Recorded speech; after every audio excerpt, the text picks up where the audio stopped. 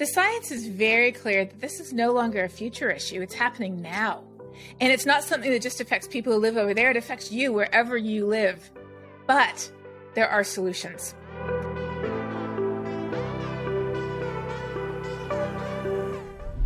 So the latest installation of the IPCC set of reports just came out this week. And we're here today to talk about those, take you through those, why they're important and what they mean.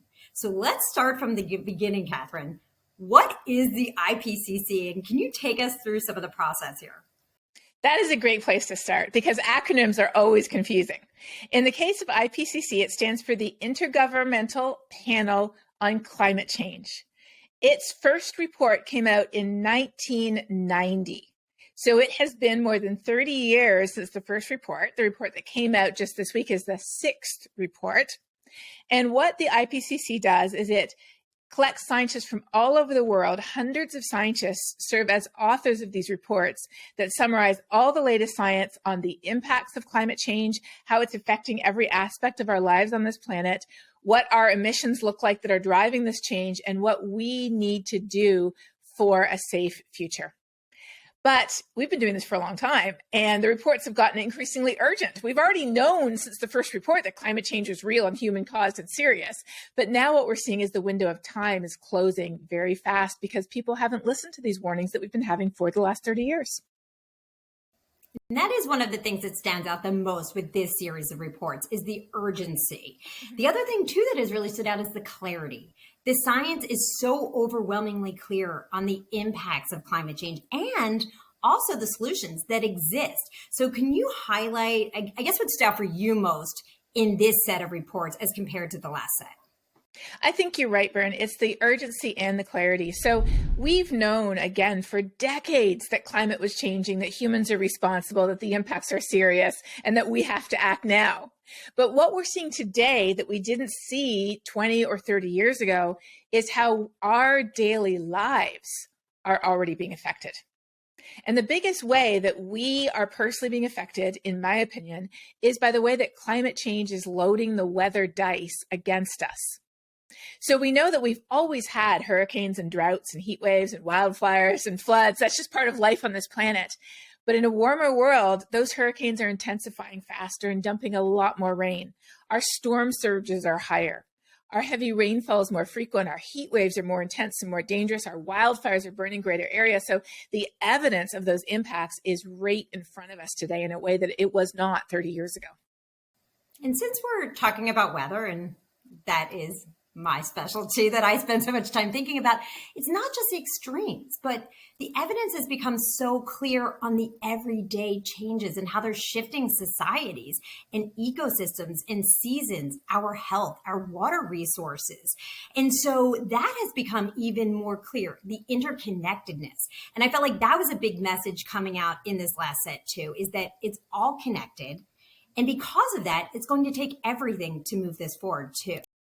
Yeah, that's a great way to put it. So every aspect of our life on this planet depends on the air we breathe, the water we drink, the food we eat, the materials that we get from this planet provides every aspect of our lives and our well-being. And climate change is affecting every aspect of it. So for a long time, we could afford to think of climate change as, it's one of those environmental issues that environmentalists will take care of and the rest of us can just support their work, but they'll take care of it.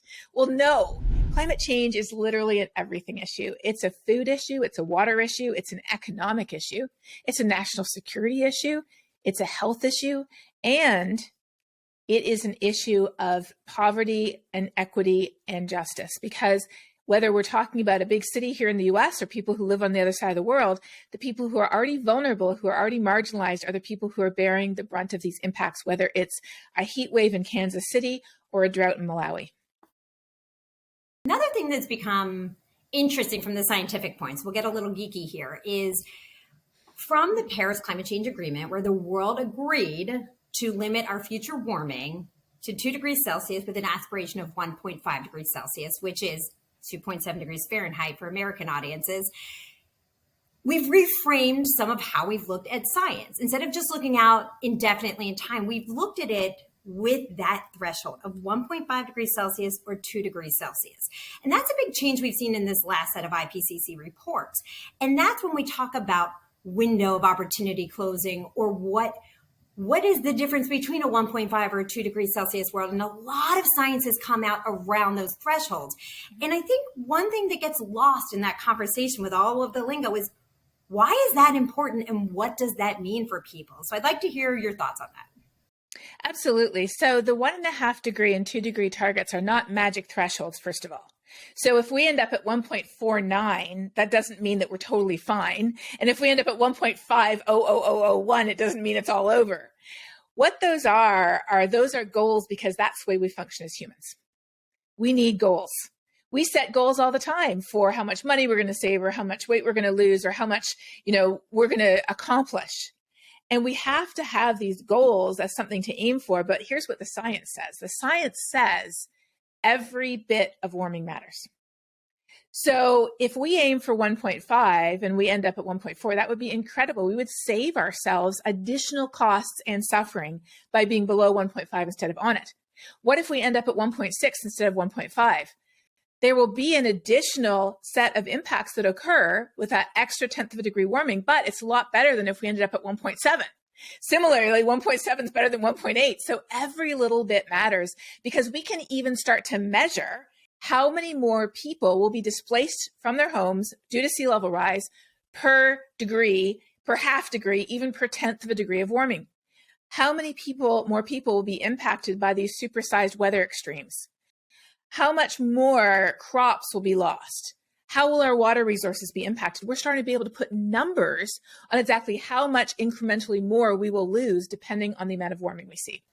And that has been so confused, I think, in some of the scientific language trying to translate to the public. So I just wanted to make sure we clarified that for people, that every 1/10 of a degree really matters, because every life does matter. And that's the best framing around this.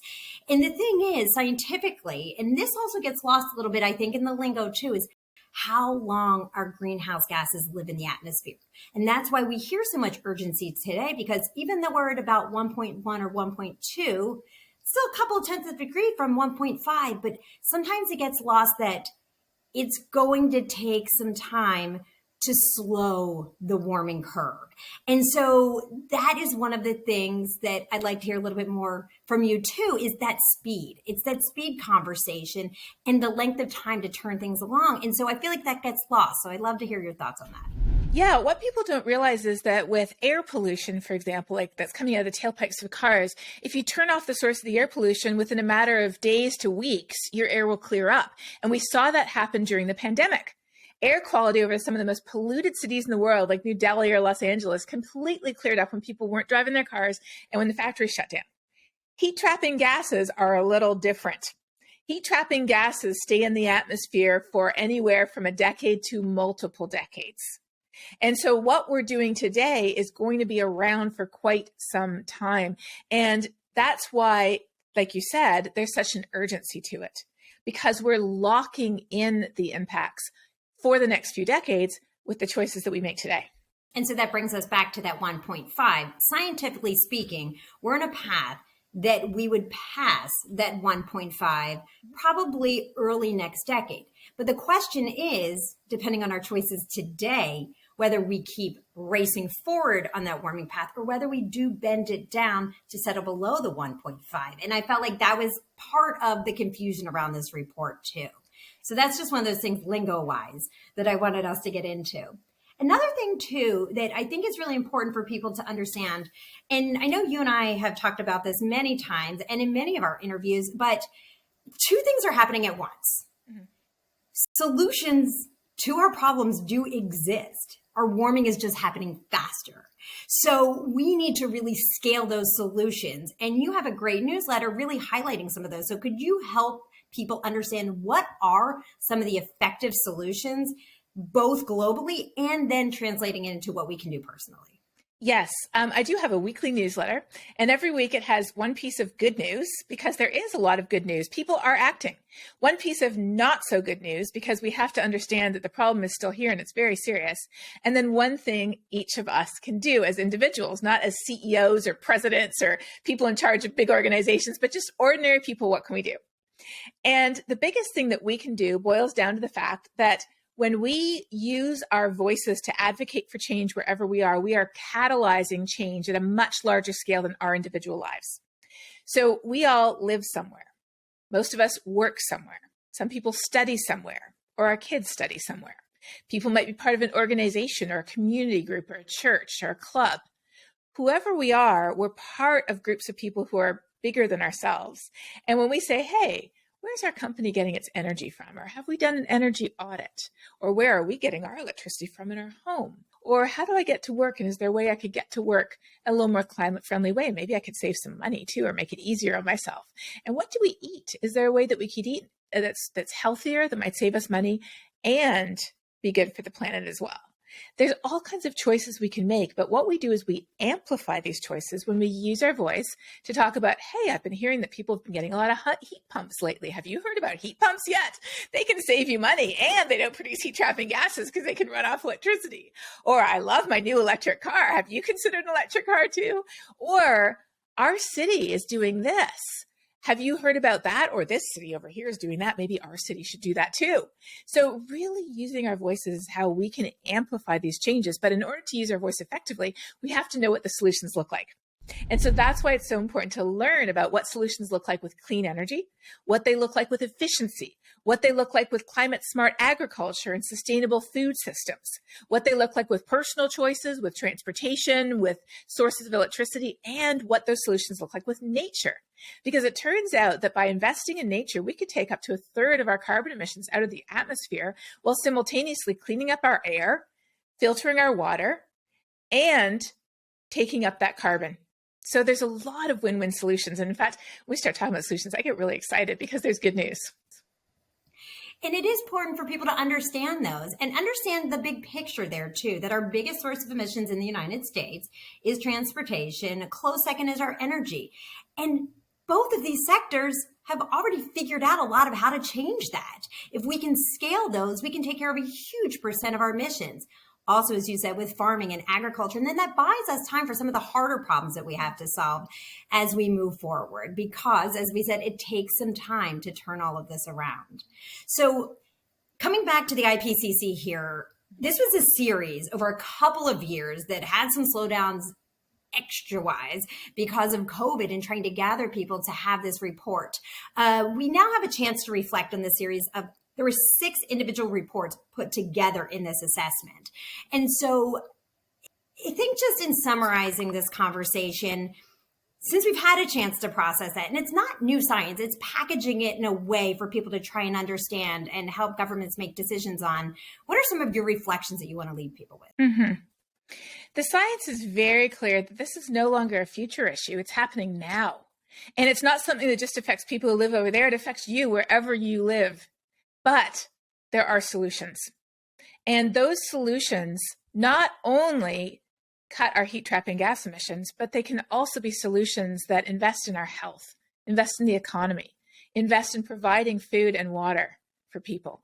There's so many solutions with so many immediate benefits today. When we start to learn about what those look like, the only question we have left is, why aren't we doing more and faster?